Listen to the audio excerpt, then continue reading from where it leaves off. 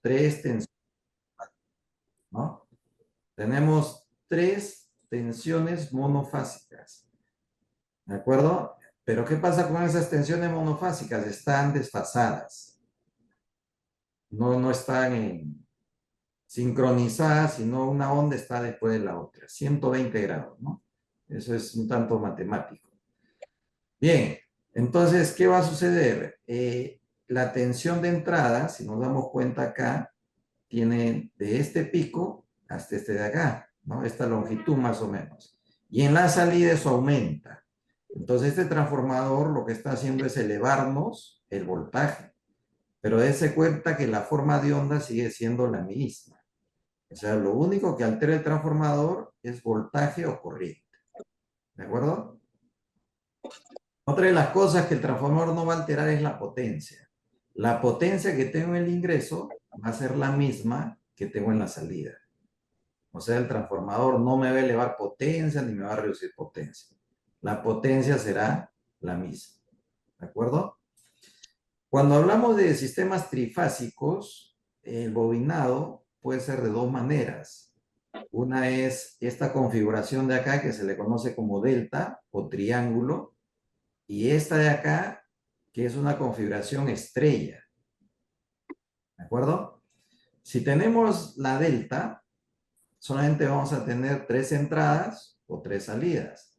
Pero si tenemos la estrella, fíjense, a veces se toma el punto central, ¿no? Y eso se manda, es lo que se llama el neutro. No sé si se acordarán, el día de ayer dijimos que cuando tenemos una trifásica, en algunos casos, entre estas dos líneas salía 380 voltios, pero entre la línea y el neutro salía 220. Esta es la explicación, ¿no? Porque el voltaje que yo voy a tener entre este punto y este de acá será la suma de los voltajes de estas dos fases, si es que está en estrella, ¿de acuerdo? Por eso que acá yo tengo 380, pero si yo tomo el punto central con una fase, voy a tener 220. Matemáticamente es 380 entre raíz de 3, ¿no? Entonces esa es la razón por qué algunos usan esta configuración en la salida del transformador y nos mandan las tres líneas activas y una línea de neutro. ¿De acuerdo? Acá en Perú se usa esto, ¿no? El delta o el triángulo. Eh, por eso que nos mandan tres líneas trifásicas, pero siempre una de ellas la mandan a tierra, ¿no? La mandan a tierra y eso viene a ser el neutro. ¿De acuerdo? Bien, ¿alguna pregunta? Ah, disculpen, me he olvidado. Entonces el transformador se va a hacer variando estas configuraciones. El primario puede ser delta y el secundario delta. O el primario puede ser delta, el secundario estrella.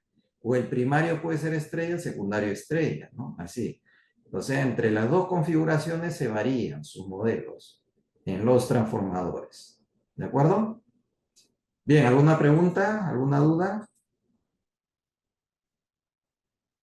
¿Alguien que quiera comentar algo?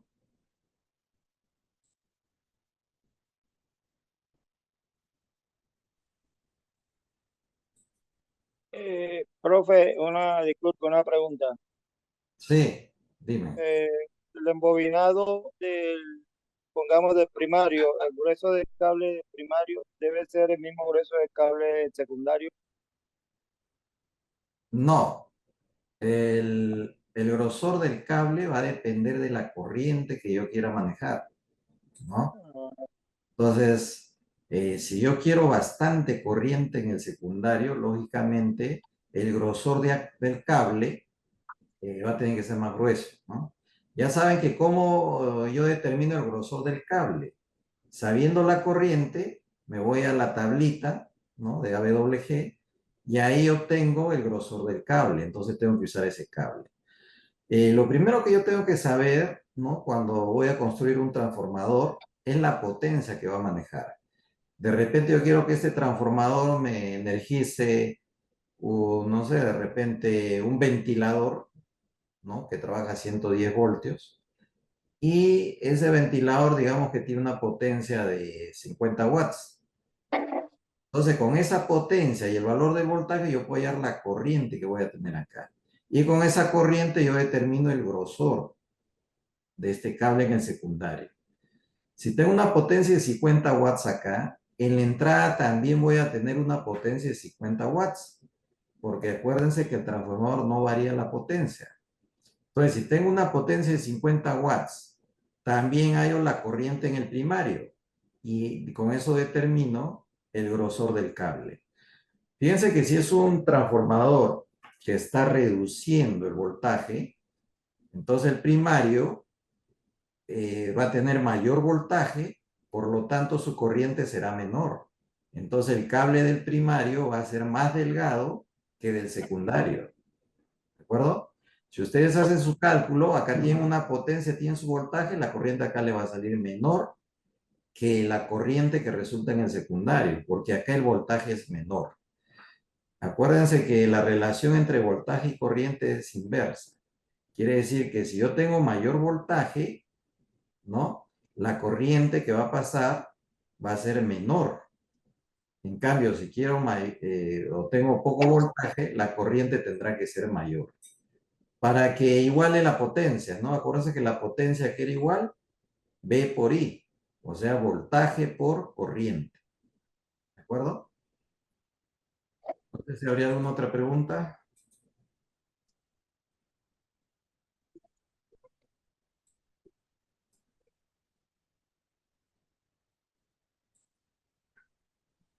Profe, teniendo en cuenta que la, la línea que sale de las tres que va a tierra, eso no, ¿hay probabilidad de que pase corriente? No, ya dijimos que una línea va a tierra, la ponen a tierra, ¿no? Y esa línea nos está llegando a todos. Si tú te sacas los zapatos y descalzo pisas el suelo, una línea te está llegando al cuerpo, pero no te pasa nada. ¿Por qué? Porque no estás cerrando el circuito, ¿no? Entonces, si tú no cierras el circuito, no vas a sentir la corriente a través de tu cuerpo. ¿Cuándo cierras el circuito? Cuando agarras otro polo en el tomacorriente, por decirlo, ¿no? Agarras un polo en el tomacorriente y ahí sí te puedes electrocutar si es que estás descalzo haciendo tierra, porque una línea ya te está llegando por tierra, ¿de acuerdo? Por Sí, eso que hay que señor. tener cuidado y cuando se trabaja en electricidad, ¿qué es lo que tiene que hacer el electricista? Aislarse de tierra. Y para eso es que se usan los zapatos con aislante, ¿no? Eso lo Y vamos los a ver. guantes. Bien, De todas seguimos. maneras, como Sí. sale directamente del transformador,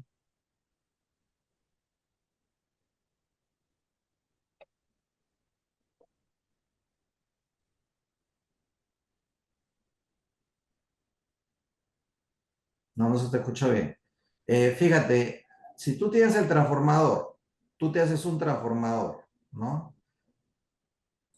Tú le pones acá los 220 de tu casa, 220 voltios, y si tú agarras acá un polo y haces tierra, mojas el piso descalzo, si agarras un solo polo no te va a pasar nada, ¿de acuerdo? ¿Por qué? Porque tus líneas en el secundario no están hacia tierra. Si a nosotros nos pasa corriente cuando agarramos un polo del tomacorriente, es porque la otra línea ya nos está llegando por tierra. Pero mientras que no topemos otro polo, no cerramos circuito y no nos pasa nada. ¿De acuerdo? gracias, señor. Bien, entonces seguimos.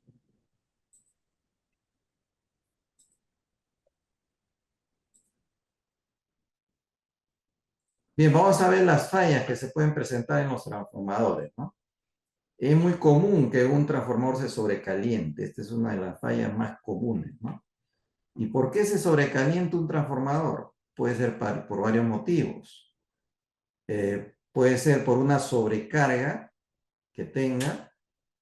¿A qué nos referimos con sobrecarga? De repente el transformador está diseñado para que trabaje con una corriente en la salida de 5 amperios, pero yo le pongo algún artefacto o varios artefactos y a la salida no está usando 5 amperios, sino de repente uso 7 amperios. Entonces, el transformador, cuando su bobinado no esté hecho para soportar esos 7 amperios, va a calentar. ¿De acuerdo? Otro motivo ya es por falla del bobinado, ¿no? El bobinado va perdiendo el aislamiento, va haciendo contacto entre ellos y por eso también calienta. Y por falta de mantenimiento, ¿no? Básicamente, cuando se le hace el mantenimiento a los motores o transformadores, lo primero que se tiene que hacer es darle una limpieza, ¿no? Sacarle todo el polvo y con eso va a refrigerar más con el aire, ¿de acuerdo? Otra de las fallas es la dieléctrica. Como le dije antes, ¿no? El aislamiento con el tiempo va perdiendo su aislamiento. Para aislar un cable bobinado, usan pues una pintura dieléctrica, ¿no? Y eso con el tiempo va desgastando y los cables van haciendo contactos entre ellos y a eso le llama falla dieléctrica, ¿de acuerdo? Luego, fallan las bobinas. Las bobinas con el trabajo continuo, de repente por las sobrecargas, eh, también puede suceder dos cosas, ¿no? Una es que se rompa, otra es que haga cortocircuito entre ellas. En cualquiera de los dos casos, ya ese motor no serviría, ¿no? Tienen que repararse. ¿De acuerdo? Bien, mantenimiento y reparación, ¿no? De los transformadores. Primero, como les decía, en el mantenimiento hay que darle una limpieza general. Y si vemos óxido en la carcasa, hay que pintarlo, ¿no? Si lo requiriese. Luego hay que ajustar los pernos de conexiones. Aunque parezca mentira, pero muchas veces esos pernos no están bien ajustados y cuando un perno de contactos no está bien ajustado, va a producir calor, ¿no? Y eso también deteriora al transformador. Entonces hay que asegurarnos que los pernos de conexión estén bien ajustados, ¿de acuerdo? Si es un transformador de potencia, estos transformadores de potencia traen un aceite dieléctrico que les sirven para enfriarse, ¿no? Entonces, ese aceite dieléctrico pierde sus propiedades, ¿no? Con el paso del tiempo, con el uso. Entonces, también requiere su cambio de aceite dieléctrico. Igual que en los carros, ¿no? En los autos hay que estar cambiándole el aceite. Lo mismo pasa en estos transformadores de potencia. Después, hay que darle, si vemos que el bobinado ha perdido aislamiento, se le hace un barnizado, ¿no? A las bobinas. Es como una pintura que se le echa a las bobinas, se mete al horno y con eso puede mejorar su aislamiento en algunos casos. ¿De acuerdo? Entonces hay que barnizarlo y luego llevarlo al horno. Ese es un mantenimiento que se le hace. Y por último, ya esto, si es que las bobinas están en corto o están abiertas, hay que hacerle un cambio de bobinas o rebobinado, ¿no? Cualquiera de los dos. Entonces hay personal, pues, que está bien capacitado en lo que es rebobinado y para ellos es muy fácil rebobinar un motor. ¿De acuerdo? ¿Alguien quisiera comentar algo?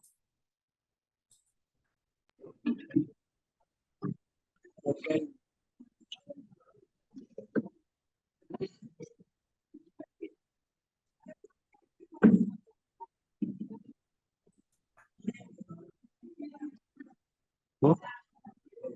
Que cayó un pausador que está ahí, solo dejaron de media semana.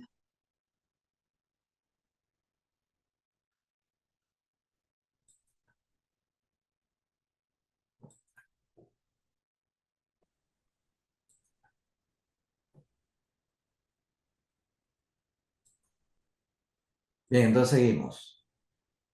Profe, Sí. hay una fecha desde que se pone a trabajar el transformador específica para cambiar el aceite, horas de trabajo, etcétera, etcétera. No, en los transformadores la degradación del aceite va a depender más que nada pues con el uso que se le dé, ¿no? Si se trabaja la potencia, ¿no? Normal o menos potencia, de eso va a depender, del calentamiento que tenga el transformador, ¿no? Entonces, se cambia el aceite según la verificación que se haga, ¿no? Es fácil ver el aceite quemado o que ha perdido ya este espesor, ¿no? Gracias. De nada. Bien, motores y generadores. Ya vimos los transformadores, ahora pasamos a ver los motores y generadores. ¿Por qué hablamos junto de los motores y generadores? Porque estos dos prácticamente es lo mismo, ¿no? Quiere decir que yo un motor lo puedo hacer funcionar como generador o un generador como motor. Y están constituidos por las mismas partes, ¿no? Como vamos a ver después. Bien, entonces estas máquinas son rotativas, ya no son estáticas. Ya sabrán ustedes que van a girar su eje, ¿no? ¿Qué es lo que hacen? Transforman la energía eléctrica a mecánica. Es en el caso, ese es en el caso,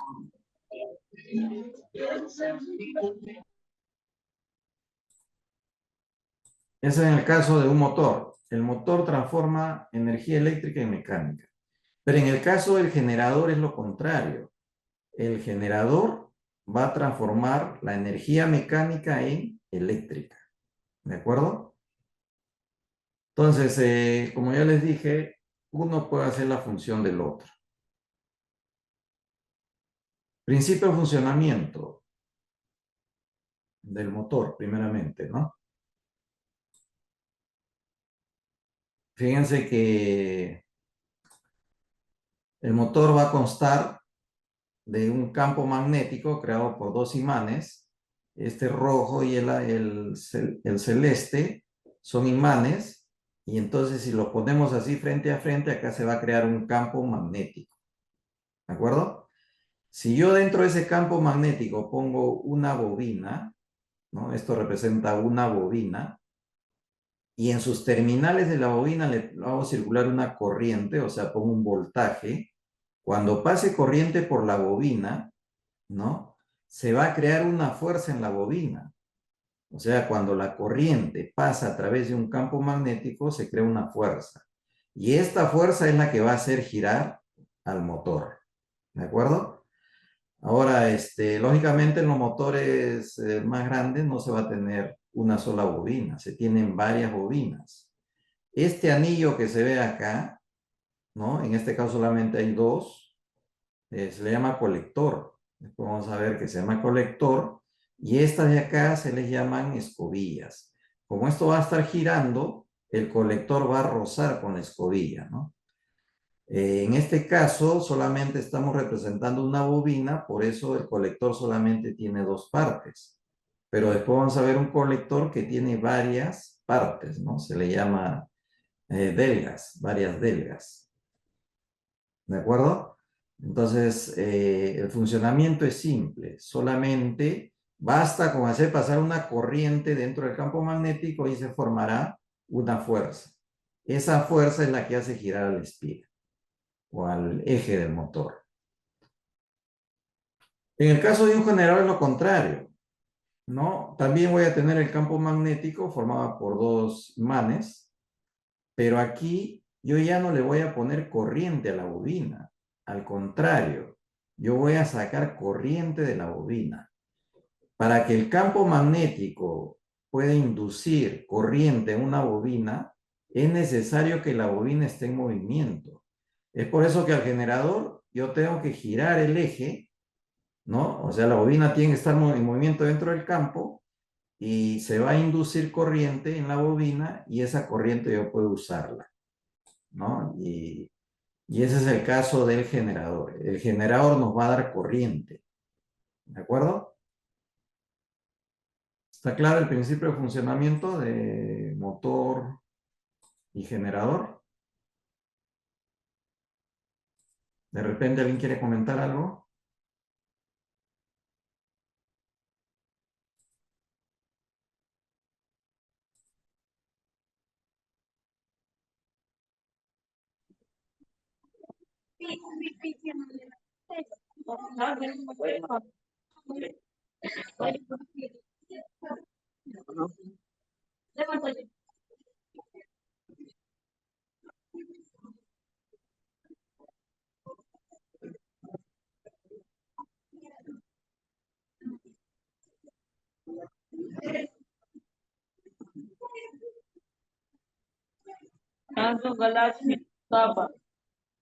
No es por mí, o es por mí. No, yo no soy normal, yo no tengo profesión, yo apenas estoy aprendiendo y tengo que aprender de ustedes.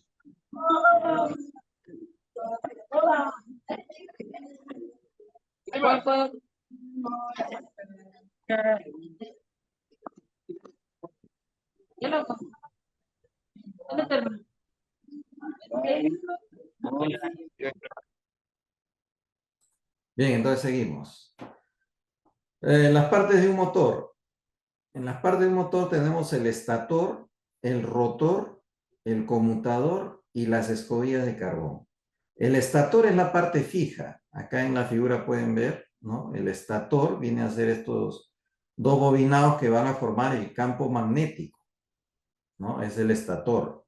El rotor es la parte que va a girar, ¿no? Y en este rotor es donde están las bobinas. Si se dan cuenta aquí, están bobinados. Pero hay varios grupos de bobinas, ¿no? Entonces, fíjense ustedes acá, este es el conmutador. En el conmutador va a soldar la salida de las bobinas, ¿no? Y son varias delgas. En Colombia me dice que también la llaman galgas, ¿no? Me parece que a esto le llaman galgas. Entonces, después que tenemos las escobillas. Aquí a los extremos están las escobillas que generalmente son de carbón.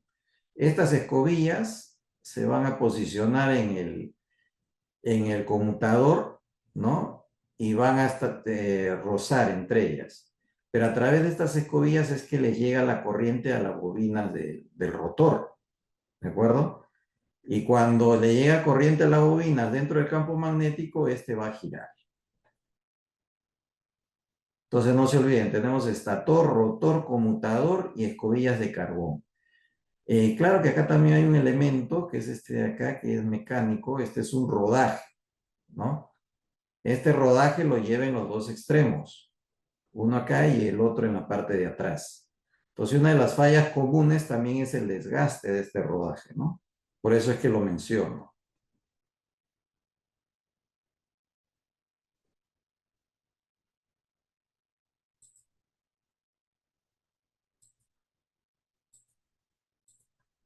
A ver, activamos el audio a los que están levantando la mano.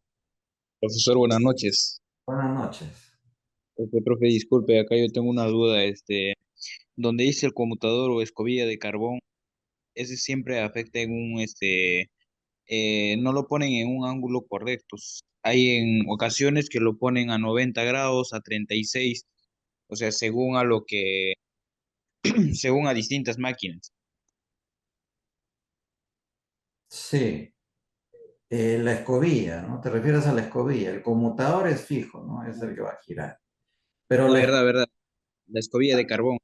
las escobillas, ¿no? Va a depender, pues, de qué bobina es la que queremos analizar primero, ¿no? O sea, puede tener diferentes ángulos, ¿de acuerdo? Y estos carbones, como están en constante rozamiento, lógicamente se van a desgastar, ¿no? Como lo vamos a ver después. Bien, placa de un motor. Los motores, si ustedes han visto los motores, traen una placa, ¿no? En su carcasa. Esta placa nos trae información sobre el motor. Lo principal que debemos rescatar de esas placas, bueno, el número de serie del motor, ¿no? Que identifica el motor. La potencia del motor, esto es muy importante. Claro, en el motor no viene en watts, sino viene generalmente en HP. Entonces, si nosotros queremos hacer algún cálculo, no nos sirve el HP. ¿Qué tenemos que hacer? Convertirlo a watts. Entonces tenemos que saber la equivalencia entre el HP y el watts. ¿Cuál es? Aquí dice, ¿no? Un HP son 746 watts. ¿De acuerdo? Esto tenemos que saber de memoria para poder hacer cualquier cálculo, ¿no? Del motor. Porque ya saben ustedes, como vimos en el capítulo 1, para hacer cálculos se necesita la potencia que esté en watts. ¿De acuerdo? Entonces, esto nos fija qué trabajo nos puede hacer el motor. Lógicamente, un motor de un HP nos hará un trabajo pequeño comparado a un motor de, digamos, 5 o 8 HP. ¿De acuerdo? Entonces, esto, en otras palabras, me está definiendo qué tanta fuerza, qué tanto trabajo me va a hacer el motor. ¿De acuerdo? Uno de las, si vemos en nuestras casas, ¿no? De repente ustedes tienen su cisterna, su tanque elevado, y ahí ustedes compran su bombita. Esa bombita tiene un motor. Ese motor trae su potencia. Ustedes sabrán que si compran una bombita de un HP, van a poder elevar el agua a su tanque, que se encuentra máximo pues a un tercer piso, ¿no? De repente. Cuarto piso ya llegará poco flujo de agua. Entonces, un HP no les va a dar para mucha altura, digamos, para mucho trabajo, porque no tiene mucha fuerza. Si tengo un edificio de repente 10, 15 pisos, necesitaré pues una bomba de 3 HP, 4 HP. ¿De acuerdo? Entonces, más o menos, con este valor de potencia, yo sé el trabajo que me va a hacer el motor. ¿De acuerdo? Después nos figura ahí la frecuencia de trabajo en Hz. Nosotros sabemos que en nuestras redes tenemos 60 Hz y la mayoría de motores pues, que están destinados a trabajar digamos, en Perú, que es donde se usa esta frecuencia, vienen con 50, 60 Hz, ¿no? En ese rango, 50, 60 Hz. Bien, velocidad de giro, generalmente viene en RPM. ¿Qué es el RPM? Revoluciones por minuto. Esto me da la velocidad con que va a girar el eje del motor, ¿no? Después me menciona ahí el voltaje nominal. Ahora, el motor también puede trabajar, algunos motores vienen para trabajar en delta o en estrella. Entonces me va a venir dos valores de voltaje nominal. Uno si es que lo pongo configurado como delta y otro si lo pongo como estrella. Entonces vienen dos valores de voltaje. Lo mismo para la corriente, ¿no? Van a venir dos corrientes, uno para el delta y el otro para el estrella. ¿De acuerdo? Y por último, el coseno de phi, ¿no? Cos phi, como le dicen. Este cos phi se le llama factor de potencia. ¿Y qué me determina el coseno de phi? Es la eficiencia que tiene el motor, ¿no? Para convertir la corriente eléctrica en el trabajo mecánico. Como el motor está transformando la energía eléctrica y mecánica, siempre cuando hay una transformación de energía, hay pérdidas, ¿no? Por el rozamiento, ¿no? Por una serie de factores, hay pérdidas. Entonces, esa pérdida en el motor es importante conocerlo. ¿Y cómo determinamos esa pérdida? Con este valor, el coseno de phi. ¿De acuerdo? Quiere decir que si yo quiero hallar, digamos, la corriente que está jalando el motor, ustedes saben que la fórmula es potencia igual a V por I, ¿no? Pero en el motor, esa potencia va a ser igual al voltaje por la corriente por el coseno de phi. O sea, hay que aumentar este valor del coseno de phi en la fórmula de potencia del motor. ¿De acuerdo? Claro que no es mucho lo que lo va a variar, ¿no? Pero si queremos trabajar con exactitud, hay que tomar en cuenta este valor. ¿De acuerdo? Este valor, si la transferencia de energía es ideal, o sea, no hay pérdidas, este coseno de phi toma el valor de 1. ¿De acuerdo? Y de ahí va bajando. Conforme haya pérdidas, baja. Por decir, un motor de 0.9, su factor de potencia 0.9, quiere decir que tiene poca pérdida, ¿no? Pero un motor que tenga coseno de phi 0.5 tiene mucha pérdida, ¿no? Generalmente no se ve ese tipo de motores. Pero, como les digo, lo ideal es que el coseno de phi se acerque más a la unidad. ¿De acuerdo? Disculpe, profe, una pregunta. Sí, ¿Existe alguna fórmula para sacar ese coseno de phi? claro, pero esto es matemática, ¿no? Habría que saber bastante matemática. Porque lo que pasa es que cuando tenemos carga inductiva se le llama bobinado. Si yo agarro un alambre y le doy vueltas, ya formo un bobinado, ¿de acuerdo? Ese bobinado va a crear una potencia reactiva, se le dice, ¿no? Y esa potencia reactiva es pérdida, eso no se utiliza, ¿de acuerdo? Entonces, esa potencia reactiva, ¿qué es lo que va a hacer? Va a producir un desfasaje entre el voltaje y la corriente. Si lo vemos en forma de onda, como vimos en antes, el voltaje va a empezar acá y la corriente va a empezar por acá. Entonces, ese desfasaje entre voltaje y corriente es la pérdida que hay en el motor. Y ese desfasaje se mide en grados, ¿no? O sea, un ángulo phi. De ahí sale el coseno de phi, ¿no? Pero habría que saber, pues, se trabaja con vectores, con las cantidades trigonométricas, ¿no? El seno, el coseno, todo para calcular el desfasaje que crea la carga inductiva. ¿De acuerdo? Entonces es un poco complicado y es cálculo matemático. Sí, gracias. Nada. Claro, hay instrumentos, ¿no?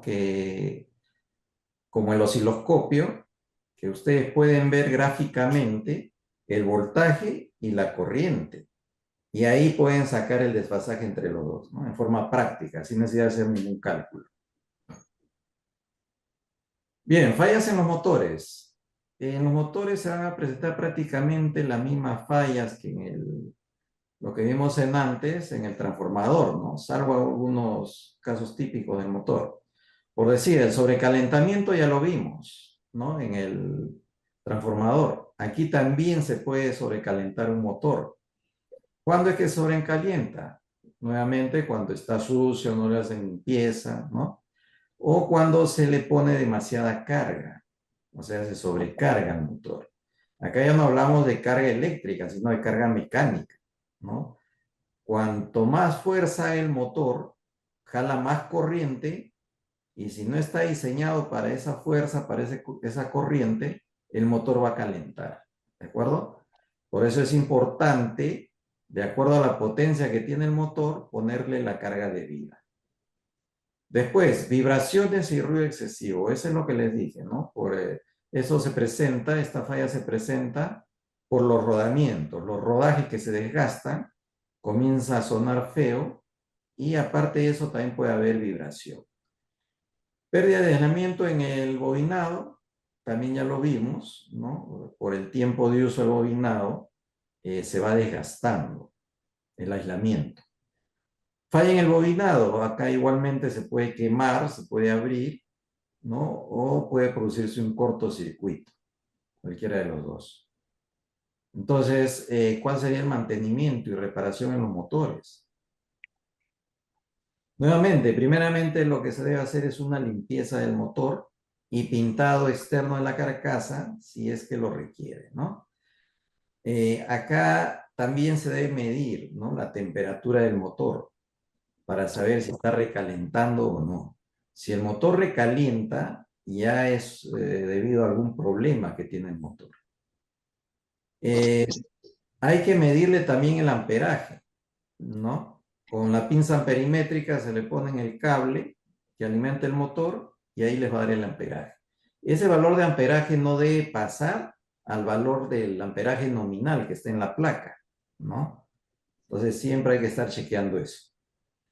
Luego hay que probar el aislamiento de las bobinas, ¿no? Para eso hay que utilizar un aparato que se llama el megaómetro. No se puede usar el multímetro porque el multímetro no mide tanto aislamiento, ¿no? Entonces ya hay que requerir de un megaómetro, ¿de acuerdo? Porque ya el aislamiento del motor se va a las unidades de megaohmios. Entonces debe ser alto su aislamiento, ¿de acuerdo? Luego hay que medir la resistencia de la bobina del motor para chequear que no esté cruzado. Si uno mide la resistencia y le da un valor demasiado bajo, entonces puede ser que el bobinado esté cruzado, ¿no?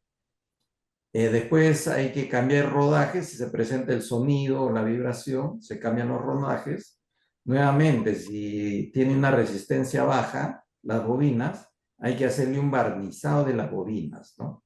Se les barniza y puede hacer que mejore la resistencia del bobinado, ¿no? Con este barnizado que se haga.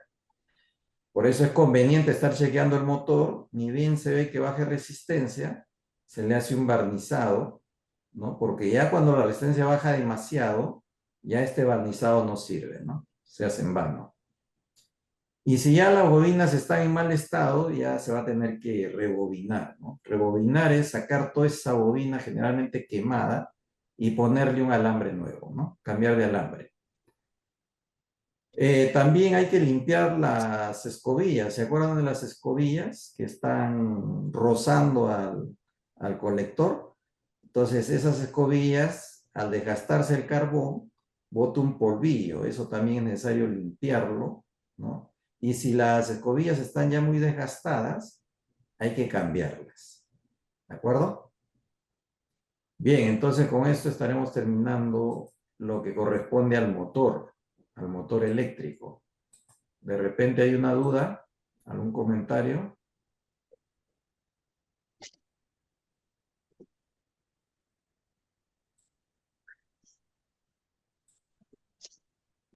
Ingeniero, usted disculpe, yo tengo una pregunta acá. Si es a 220 o a 110, un caballo es igual a al watts de 746 watts. Sí, esa equivalencia es fija, ¿no? Esta equivalencia, un HP 746 watts es fija. Sea 220 a 110, igual. Sí, ahí es igual. Ah, Eso es por... Va a pasar, la diferencia es que un motor de 220 va a requerir menos corriente que un motor de 110.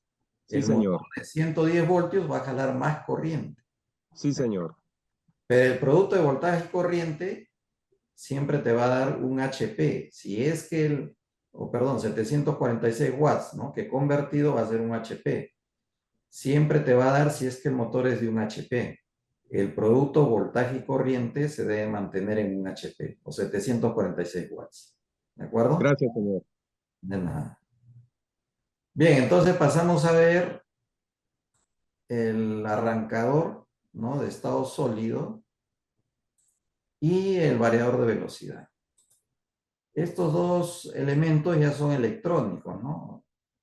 Antiguamente el arrancador se hacía con contactores, resistencias, ¿no?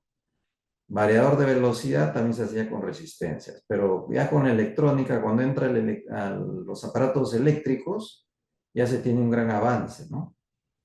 Bien, el arrancador. ¿Cuál es la finalidad del arrancador? Lo que pasa que cuando algo quiere cambiar de su estado en que está, hay lo que se llama la inercia, ¿no? La inercia se va a oponer a que nosotros podamos cambiar. De repente estamos quietos y queremos correr. Entonces, hasta que agarremos viada, tenemos que hacer más fuerza, ¿no? Lo mismo va a suceder con los motores. Cuando un motor está quieto con su carga en el eje, y si yo le doy toda la tensión, ese motor va a sufrir para mover toda su carga, ¿no? Y lógicamente, al sufrir, va a jalar más corriente, o sea, se va a producir un pico de corriente. Una vez que el motor ya comienza a girar, ya esa corriente baja, ¿no? Entonces, este es un gran problema, arrancar un motor que tenga una carga, ¿no? En su eje conectada. Al inicio va a sufrir. Entonces, ¿qué se hace? Se requiere un arrancador. ¿Qué va a hacer el arrancador? Va a hacer que el motor poco a poco comience a girar lento y su velocidad va a ir aumentando. ¿De acuerdo? Esa es la finalidad del arrancador, ¿eh? Producir un arranque suave en el motor. El variador de velocidad, como su nombre lo dice, va a variar la velocidad del motor.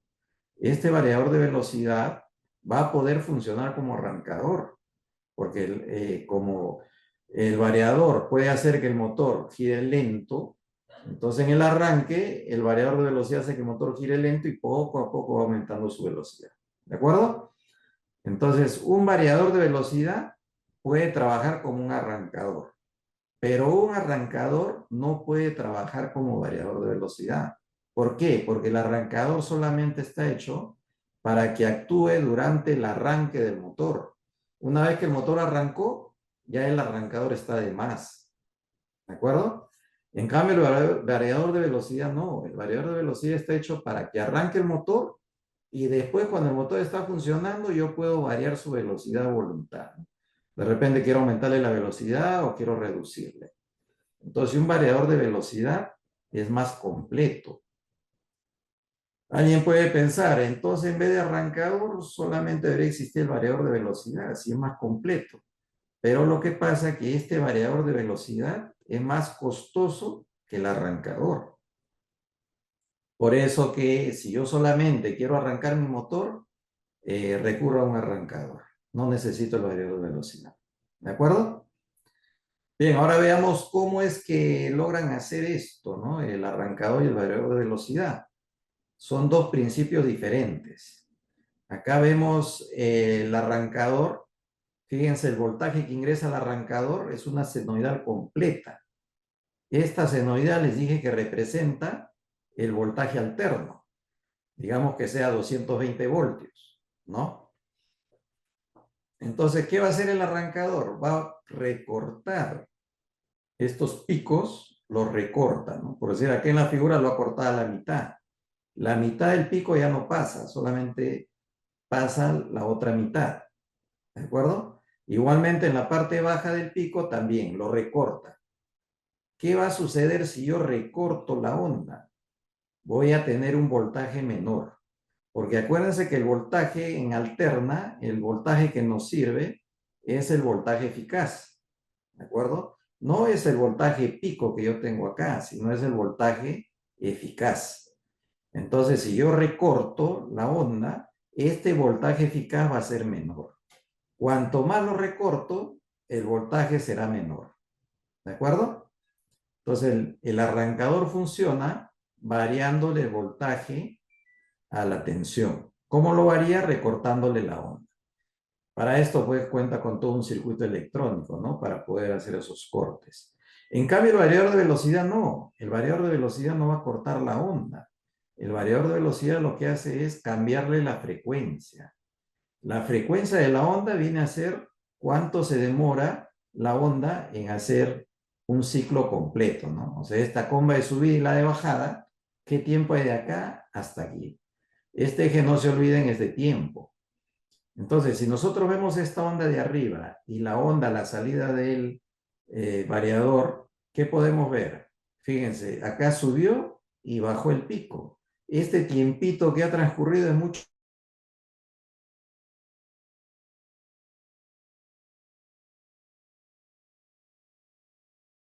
A eso se le llama.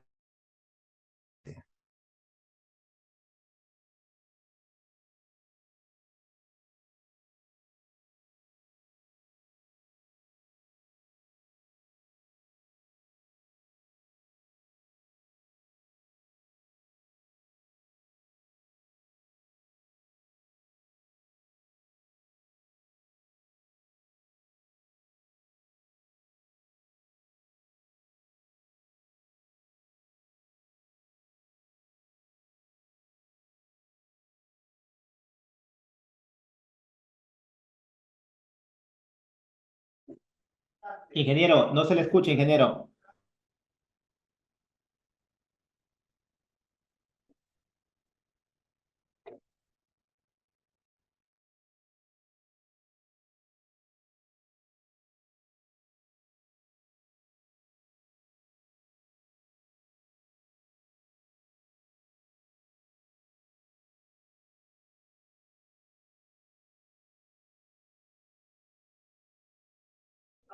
Ingeniero, no se le escucha.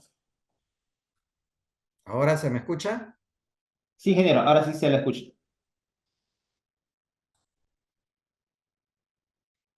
¿A partir de dónde es que se dejó de escucharme?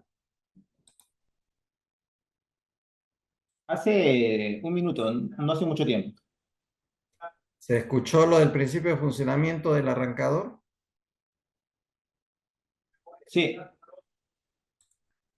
Bien, entonces el variador de velocidad, de repente eso no se escuchó, simplemente lo que va a hacer es variar la frecuencia de la onda, ¿no? Esta frecuencia, que es de una onda normal, lo va a hacer más pegado, digamos, ¿no? Los picos. Entonces con ello, al variarle la frecuencia a la onda que alimenta un motor, también va a variar la velocidad del motor, ¿de acuerdo? Entonces son dos principios diferentes. El arrancador varía el voltaje y el variador de velocidad varía la frecuencia, ¿de acuerdo? Bien, en cuanto a la instalación, tanto el arrancador como el variador de velocidad van de frente al motor, ¿no? Fíjense, llegan las tres líneas trifásicas y a sus salidas se conecta el motor. En el arrancador es igual, vienen las tres líneas trifásicas y a la salida se conecta el motor, ¿de acuerdo? En el arrancador, como les dije, generalmente sirve solamente para el arranque. Es por eso que a veces se le encuentra así, ¿no? Conectado con un contactor. Este es un contactor en bypass. Una vez que el motor arrancó, este contactor cierra. ¿Para qué cierra? Para que la corriente ya no pase por el arrancador, sino pase por el contactor. Con esto le estamos dando más vida útil, ¿no? Al arrancador, porque ya sale del circuito y toda la corriente la maneja el contactor. ¿De acuerdo? Ahora, en cuanto a la programación, ¿qué vamos a programar en un arrancador? Primeramente, tenemos que darle un voltaje inicial. Esto de acá representa un voltaje start o inicial, porque de nada me serviría a mí que el arrancador empiece de 0 voltios. 0 voltios, 1 voltio, 2 voltios, el motor no se va a mover. En cambio, si yo empiezo, digamos, de 50 voltios, 50, 60, 70, y el motor empieza a moverse, ¿no? Por eso hay que darle un voltaje inicial. Otra de las cosas que voy a poder programar es la rampa. Esto se le llama rampa, ¿no? Durante todo esto, el voltaje está variando, ¿de acuerdo? Hasta llegar a su pico. Este sería el voltaje pico. Aquí ya arrancó. Pero ese tiempo que varía el voltaje, yo lo puedo manejar que sea largo o que sea corto. Eso también se programa en el arrancador. ¿Cuándo voy a requerir que mi tiempo sea largo? Cuando la carga mecánica es más grande. Si la carga mecánica del motor es grande, entonces yo tengo que darle más tiempo de arranque. ¿De acuerdo? Y eso lo podemos ver a través de la rampa, ¿no? Si la rampa es más parada, entonces el tiempo será menor. Si la rampa es más echada, el tiempo será mayor. Una vez que arrancó, o sea, aquí ya arrancó el motor, ya está en su voltaje nominal, ¿no? Ahora también este arrancador me sirve para la parada. No es conveniente quitarle la tensión a un motor que está con toda la carga girando, ¿no? Si yo le quito, toda la carga va a querer seguir girando y al eje lo puede romper. Entonces el arrancador también me va a ayudar en la parada. Fíjense que hace una parada también controlada, ¿no? El voltaje poco a poco va a ir disminuyendo hasta que llega a su valor donde el motor ya no se mueve. Entonces, una gran ventaja utilizar un arrancador tanto en el arranque como en la parada. ¿De acuerdo? Entre las ventajas que tenemos de utilizar el arrancador, el variador de velocidad, podemos controlar, ¿no? la corriente de arranque. Como les dije, cuanto más fuerza hace el motor, más corriente. Entonces, en el arranque, si no ponemos un arrancador, le va a haber un pico de corriente. Y eso pues perjudica el cableado, perjudica la instalación eléctrica, ¿no? Después tenemos menos problemas con la línea eléctrica. Cuando el motor jale mucha corriente, lo que va a suceder es que todo lo demás que esté conectado a las redes va a bajar su voltaje, ¿no? Si no tenemos un conductor grueso, el voltaje va a caer y eso puede malograr todo lo demás que tengamos conectado, ¿no? Nuestro frigider, nuestro televisor, puede malograr todo, sobre todo si es electrónico. Entonces hay que cuidarse de los picos de corriente. Luego tenemos otra ventaja, menos consumo de energía. Lógicamente, cuando no hay picos de corriente, pagaremos menos electricidad, ¿no? No se dispara la corriente. Tenemos también el proceso de aceleración controlado. La aceleración tiene que ver pues con la rampa, ¿no? La rampa, ¿qué tanto varía la velocidad? Esa es la aceleración. Puedo hacerlo en más tiempo o en menos tiempo. La velocidad es modificable en el caso del variador de velocidad. Fíjense que el variador de velocidad es muy empleado, por decir, en estas fajas, ¿no? Que llevan unas botellas para su llenado. Entonces hay veces que estas botellas tienen que llegar hasta el pico de llenado y ahí la faja tiene que detenerse. Entonces fíjense, si yo le hiciese una parada, ¿no? Brusca, las botellas se van a sacudir, pueden vaciarse el líquido. Entonces tanto la activación de la faja como la parada tienen que ser en forma gradual para que las botellas no se sacudan. ¿De acuerdo? Entonces, en caso del arrancador también tenemos la parada controlable. Se va a poder controlar tanto el arranque como la parada. ¿De acuerdo? Bien, ¿habría alguna pregunta respecto al arrancador, al variador de velocidad?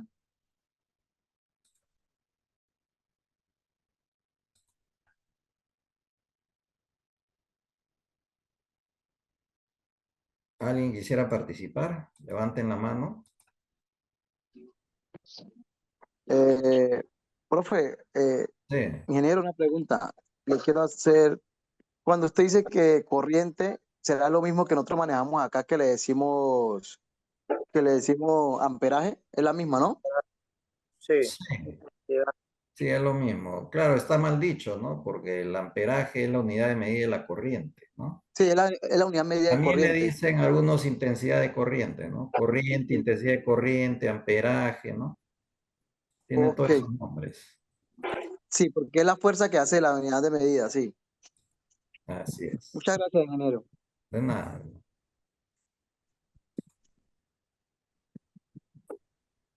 ¿Alguien más que quiera participar?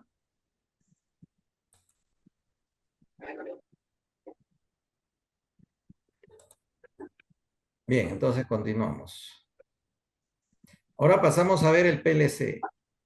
El PLC es la abreviación del controlador lógico programable, ¿no? Este PLC ya nos sirve para poder, pues, automatizar, ¿no? Un proceso en las empresas. ¿Qué cosa es un PLC?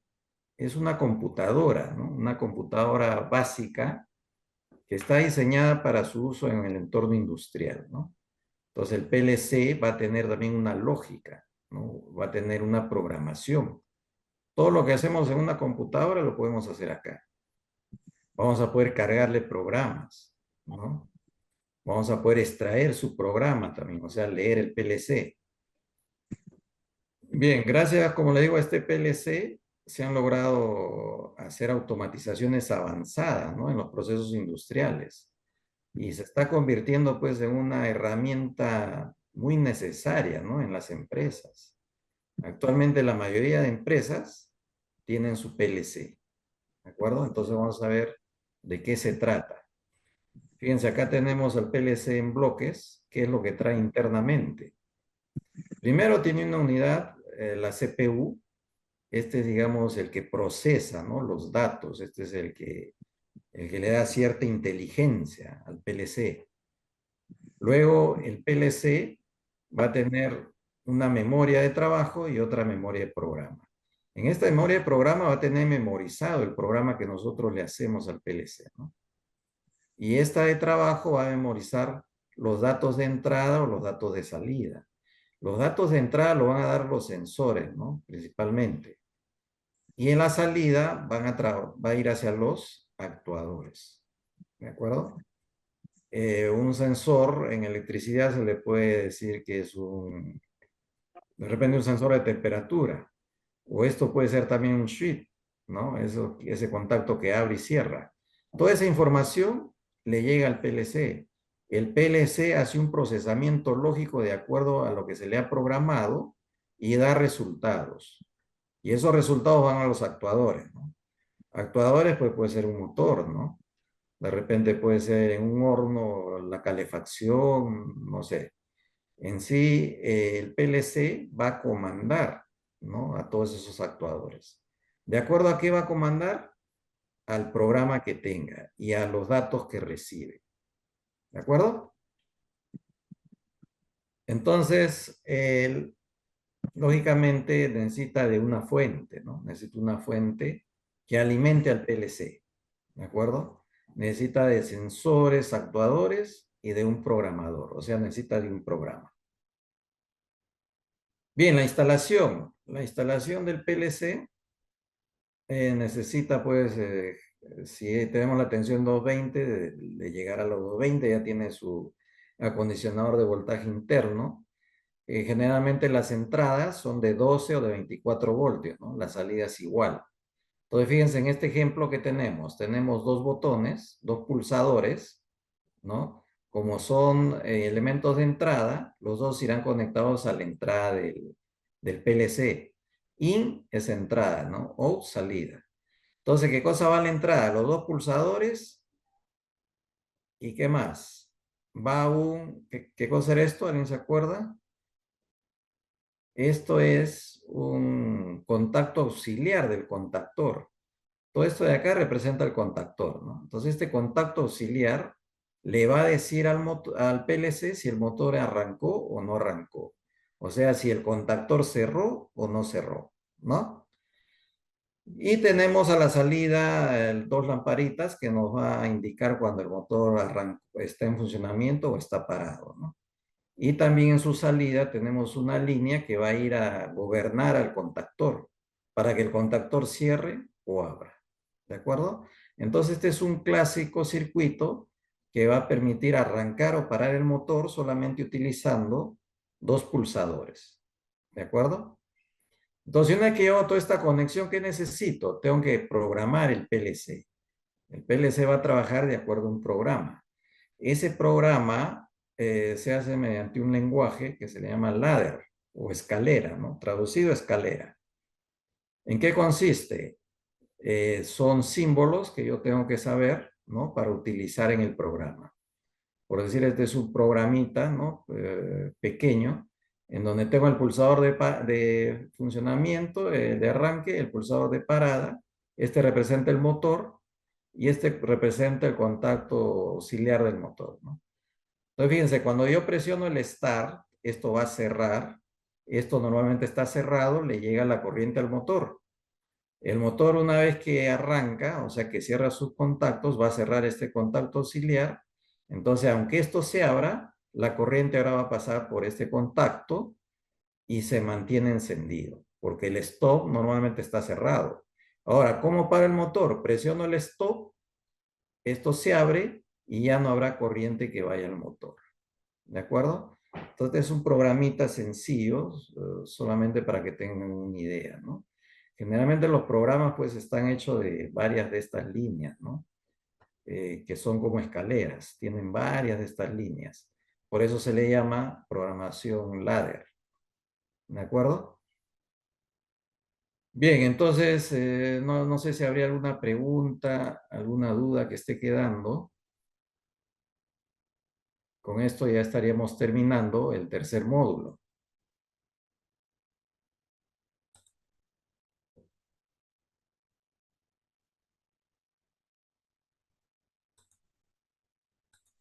¿Todo ha estado claro? ¿Se ha entendido?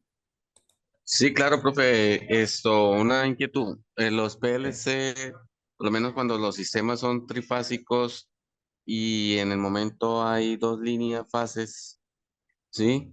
O dos líneas positivas, ¿ella puede generar la otra o hacer el mando de eso? Es No, una inquietud. el PLC va a recibir las dos líneas monofásicas, ¿no? Los PLC son monofásicos. No importa que el sistema sea trifásico, de repente acá como en la figura vemos el motor es trifásico. Lo que pasa es que el PLC no va a gobernar al motor directamente. El PLC solamente va a gobernar a la bobina del contactor.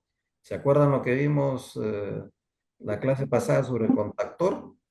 Tiene una bobina. esa bobina se activa con una corriente pequeña. Esa corriente pequeña la puede dar el PLC, ¿no? Para que cierre el contactor. El contactor ya es el que va a manejar las 3 líneas trifásicas. El PLC no tiene nada que ver con la línea trifásica, ¿de acuerdo? Él trabaja con línea monofásica. Ah, Profe, y el arrancador que igualmente, ¿no? Sí, y entran dos fases, igual el no, variador el de velocidad. arrancador sí va directo al motor. Si ves el arrancador, en la instalación del arrancador, aquí está, ¿no? El arrancador sí va Ajá. directo al motor, ¿no? O sea, este tiene elementos de potencia que permiten manejar corrientes altas, ¿no? Claro, dependiendo de la capacidad del motor se compra el arrancador, ¿no? Hay arrancadores pequeños o más grandes, ¿no? Entonces, acá sí la corriente pasa por el arrancador. Si es trifásico el motor, las 3 fases tienen que pasar.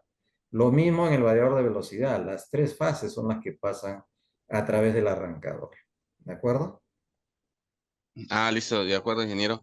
Y otra inquietud es que por eso es que es importante que el sistema a tierra sea muy excelente, porque si hay alguna falla entre los motores, esos equipos menores no sufran la falla del motor.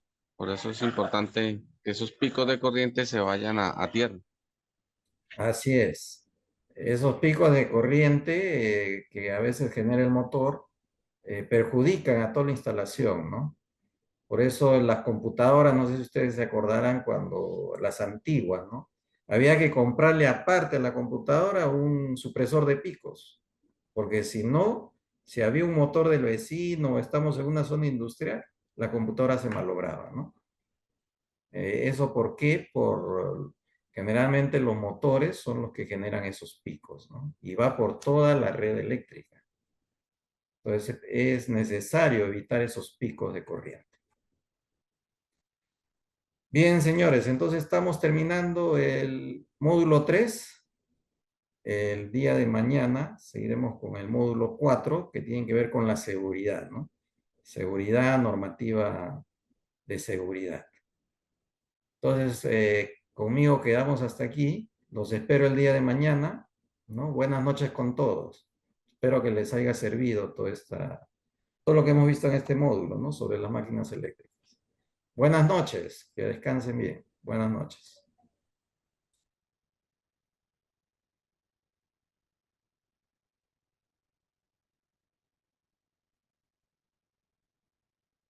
Sí, ingeniero, deje de compartir, por favor.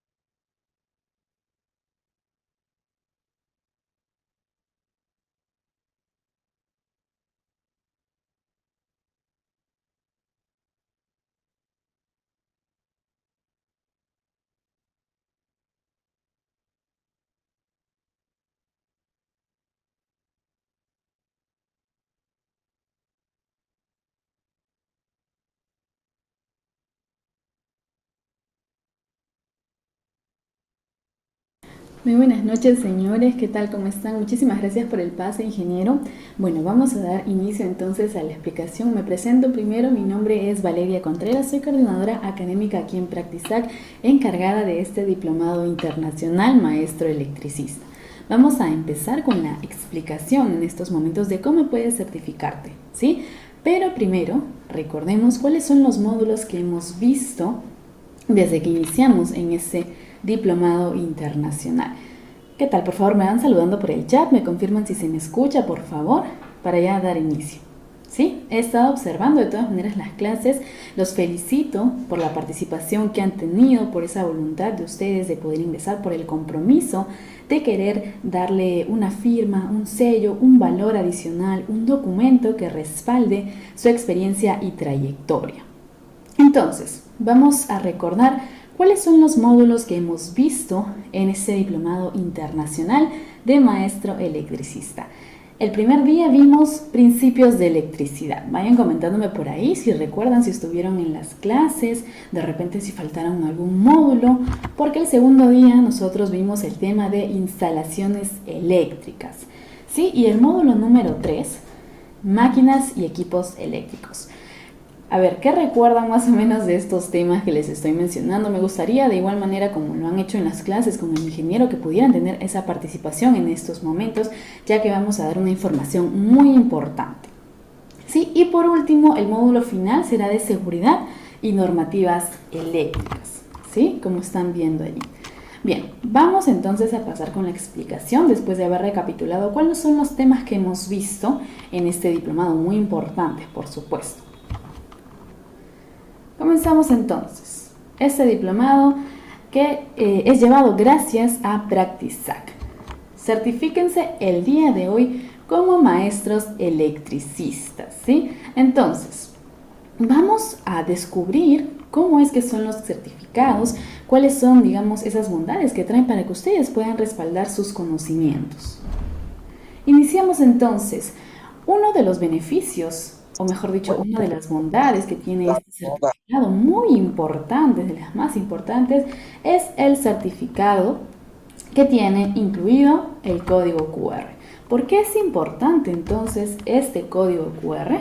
Bien, porque los va a llevar, en cuanto lo escaneen, a una base de datos. Esta base de datos va a incluir sus nombres completos, ¿sí? Y los módulos en los cuales se han certificado. En este caso, como pueden observar en pantalla, es el certificado del módulo 1. En todo caso, se podría ver en la base de datos que se han capacitado, que tienen los conocimientos necesarios para haberse graduado en este módulo. ¿Ok? Bien, entonces, continuemos con lo siguiente, que también es muy valioso y muy importante, y ustedes como profesionales, como técnicos lo sabrán, que es la firma, ¿sí? Firma a nombre de hasta 2 empresas, una de ellas, como lo pueden ver en pantalla, que es JNB Consultores, ¿sí? Es firma original, no se preocupen, todo está correctamente dateado, así que por esa parte no hay ningún problema. Van a contar con la firma entonces y el respaldo muy importante de 2 empresas prestigiosas en el rubro. Una de ellas, como les acabo de mencionar, JNB Consultores, y por supuesto la firma y sello también de Practisac, ¿sí? Ustedes comprenderán que ya tienen varios años de experiencia, seguramente que este factor es muy importante, el sello, ¿sí? Entonces, vamos a recapitular. Tenemos el certificado con el QR que los redirige a nuestra base de datos, donde van a estar ustedes allí respaldados por 2 empresas, ¿sí? Igualmente los certificados incluyen sus 2 firmas, al igual que el sello. Como ven ahí entonces, el módulo 1 igualmente incluye todos estos beneficios que les he mencionado. Importante, ¿no? El certificado que contiene este código QR que va a estar sus nombres, sus datos en nuestra base de datos, en nuestra lista de alumnos que se han capacitado, que tienen los conocimientos necesarios, ¿sí? E igualmente van a estar respaldados, como les comenté, por la empresa Practisac y JNB Consultores. Es decir, son 2 empresas las que están firmando su experiencia, su conocimiento.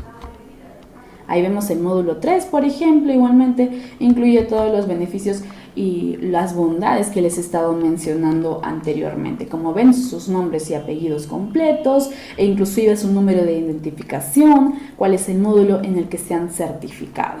Igualmente la duración de las horas académicas y la fecha en la que se está emitiendo el certificado. Todo conforme entonces.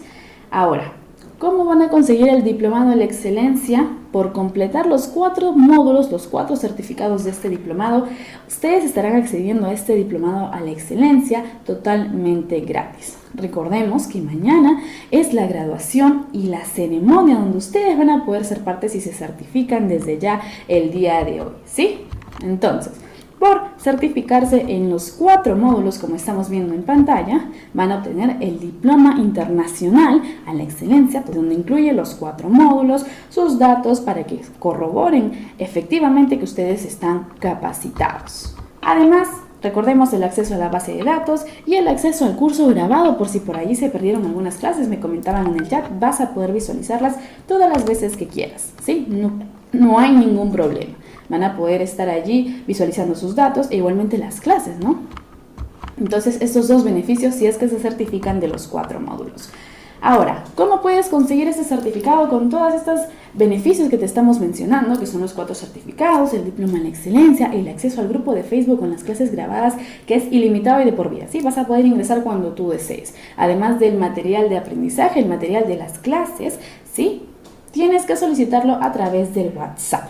Ya estamos allí enviando el mensaje, estén atentos para que puedan solicitar sus certificados. Todos estos beneficios, además de los certificados, con el precio de, para Perú, 150 soles, Colombia, 150.000 pesos, México, 800 pesos y Argentina, 36.000 pesos. De todas maneras, la información se los estarán dando a través de WhatsApp, así que corran porque mañana es la graduación y la ceremonia. Yo hasta aquí los dejo todas las consultas. Recuerden, vayan al WhatsApp, ya se estará dejando el link. Buenas noches, muchísimas gracias por su asistencia y nos estaremos viendo mañana en la graduación y en la clase final, por supuesto. Muy buenas noches.